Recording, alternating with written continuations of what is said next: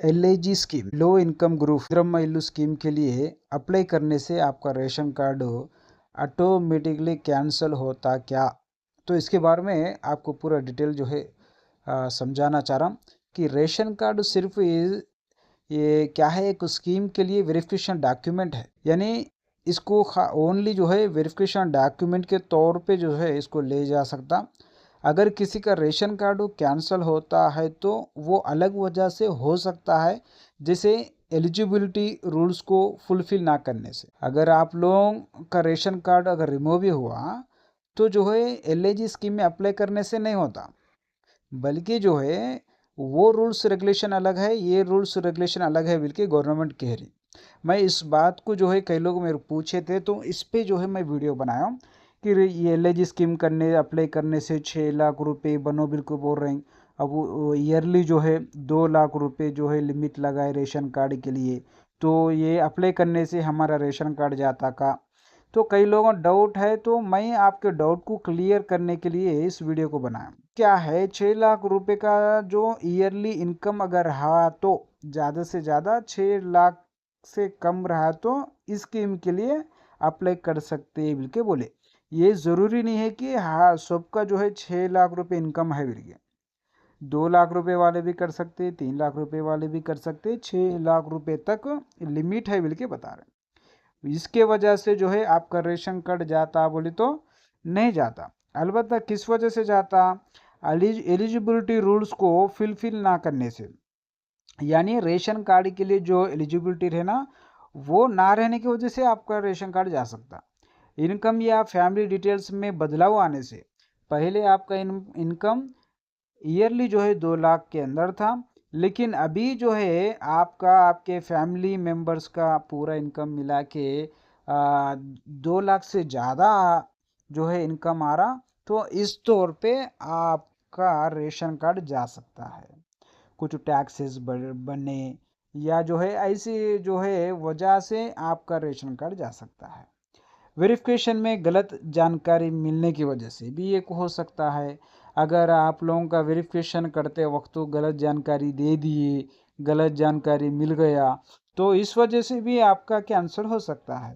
और इसी तरह जो है सिविल सप्लाई डिपार्टमेंट के अलग एक्शन या वेरिफिकेशन की वजह से भी हो सकता है। वो लोग जो है डाउट आया, कुछ वेरिफिकेशन करे, उसके बाद में जो है वो लोग जो है निकाल सकते हैं, आपका रेशन कार्ड रिमूव कर सकते हैं। तो मेरे दोस्तों, अगर आप एलआईजी इंदिरम्मा इल्लू के लिए अप्लाई कर रहे हैं और आपके पास वाइट रेशन कार्ड और फूड सिक्योरिटी कार्ड है, तो सिर्फ अप्लाई करने की वजह से रेशन कार्ड नहीं जाता। अगर आप अपनी सिचुएशन बताएंगे कि जो है आप जीएचएमसी के अंदर रहते हुए या जो है आप लोग डिस्ट्रिक्ट के अंदर रहते हुए एलआईजी को जो है अप्लाई करे, तो वो वहाँ पर सिचुएशन को देखेंगे कि जो है आप जो है स्कीम रेशन कार्ड वालों का स्कीम है ये, तो इस वजह से अप्लाई करे कि गवर्नमेंट समझ सकती है। लेकिन आपका इनकम ज़्यादा हुआ तो जो है ऑटोमेटिक मालूमात हो जाता। आप अगर टैक्स बन रहे हैं तो भी मालूमात हो जाता।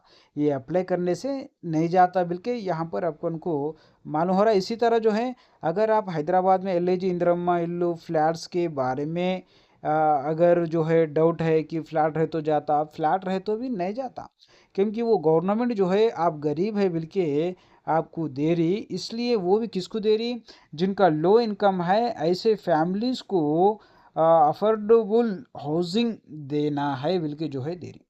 अगर आपका मतलब है इनकम 2 लाख से ज़्यादा हो गई है तो एलिजिबिलिटी आपकी एक्चुअली स्कीम गाइडलाइंस और वेरिफिकेशन पर डिपेंड करेगी। तो ऐसा कुछ भी नहीं है, क्योंकि जो है 2 लाख रुपए आपका इनकम सोर्सेस है, उसके बाद में आपका इनकम नहीं बढ़ रहा तो आपका जो है रेशन कार्ड नहीं जा सकता। आपकी फैमिली की ईयरली इनकम 2 लाख से कम है या 2 लाख से ज़्यादा है। अगर कम है तो आपका रेशन कार्ड नहीं जाता, अगर 2 लाख से ज़्यादा है तो बराबर जा सकता है। अगर आप लो इनकम ग्रुप में आता है और ये हैदराबाद इंदिरम्मा इल्लू एलआईजी फ्लैट्स के लिए अप्लाई कर रहे हैं, तो इनकम के हिसाब से आप एलिजिबल हो सकते हैं। इस स्कीम में एनुअल फैमिली इनकम 6 लाख तक होने की कंडीशन बताई गई। इसलिए 2 लाख एनुअल इनकम उस लिमिट के अंदर है। साथ ही दूसरी कंडीशन भी पूरी होनी चाहिए, जैसे हैदराबाद रेसिडेंसी में रहना, ORR के अंदर घर प्लाट ना होना और पहले ऐसे हाउसिंग स्कीम का बेनिफिट ना लिया हो। अगर ऐसे कुछ रहा तो जो है आपको LIG स्कीम के अंदर से जो है निकाल दिया जाएगा। अगर ORR के अंदर आपका घर या प्लाट है तो आपको ये फ्लैट नहीं आ सकता। हाँ, तो मेरे दोस्तों, आप हैदराबाद के किसी एरिया से हो, वहाँ के एरिया में आपको कोई जो है ओन प्लाटिंग नहीं रहना, घर नहीं रहना। ऐसी सूरत में आपको LIG स्कीम के अंदर अप्लाई करेंगे तो आपको आ सकता। आपके नाम पर घर या प्लाट है या नहीं ये मालूम करने के लिए वो लोग सर्वे भी करेंगे आपके।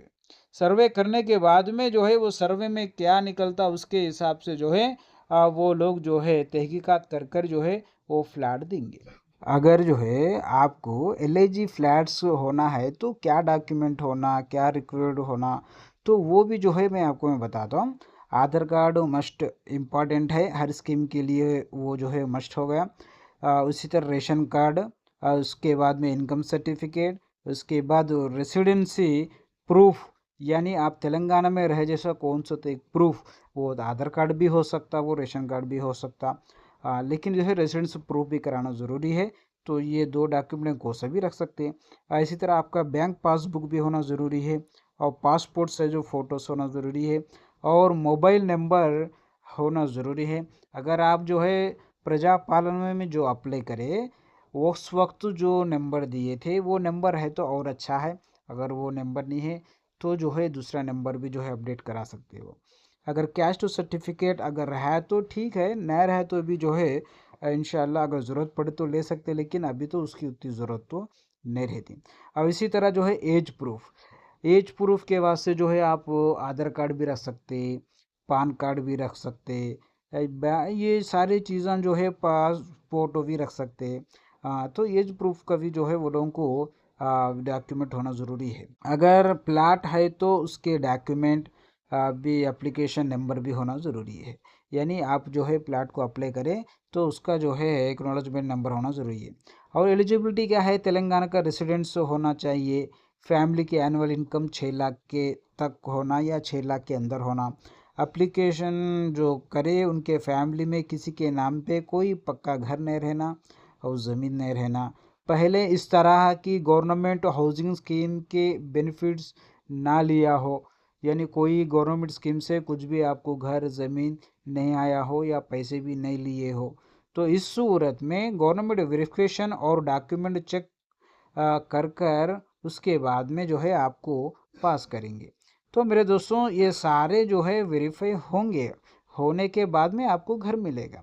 उसके साथ आप अप्लाई करते जो है नहीं देंगे, अप्लाई करने के बाद में भी उसके अंदर बहुत सारे कंडीशन रहेंगे, वो कंडीशन के लिहाज से जो है आपको दिया जाएगा। तो आपके पास ये 4 बात इम्पॉर्टेंट है। आप हैदराबाद में रह रहे हैं या नहीं रह रहे हैं, ये मेन इम्पॉर्टेंट है। आप हैदराबाद में रहते हो जी मिलता है। इसी तरह जो है हैदराबाद, मेडचल, रंगारेड्डी, यहाँ कहाँ भी रहो मिल जाता। ये 3 डिस्ट्रिक्टों में एक डिस्ट्रिक्ट के अंदर रहना और वही कॉन्स्टिट्यूंसी में रहना, वहीं अप्लाई करना। और दूसरा, आपके पास रेशन कार्ड रहे तो और अच्छा है, और घर या प्लाट आपके पास नहीं है तो और अच्छा है, और एनुअल इनकम जो है आपका 6 लाख के अंदर है तो और अच्छा है। तो मेरे दोस्तों, ये जो है LIG स्कीम को अप्लाई करने के लिए है। और आप जो है अगर इस अप्लाई करने से रेशन कार्ड जाता बोले तो बिल्कुल नहीं जाता, आप इत्मीनान के साथ रह सकते। आप जो है एलिजिबल है। आप जो है अगर रेशन कार्ड जा रहा तो आपका रेशन कार्ड जो है LIG स्कीम में अप्लाई करने से नहीं जाता, बल्कि जो है दूसरे रीज़न की वजह से जा सकता है। आपको जो है ये वीडियो से आपको नई अपडेट मिला बल्कि मैं समझ रहा हूँ। तो इसी तरह आपको जो है ऐसे अपडेट होना है तो आप सब्सक्राइब करके रखिए और बेल आइकन को दबाइए और लाइक करिए। फिर अपन नए अपडेट के साथ फिर मिलेंगे। जब तक जो है अल्लाह हाफिज़, जय हिंद।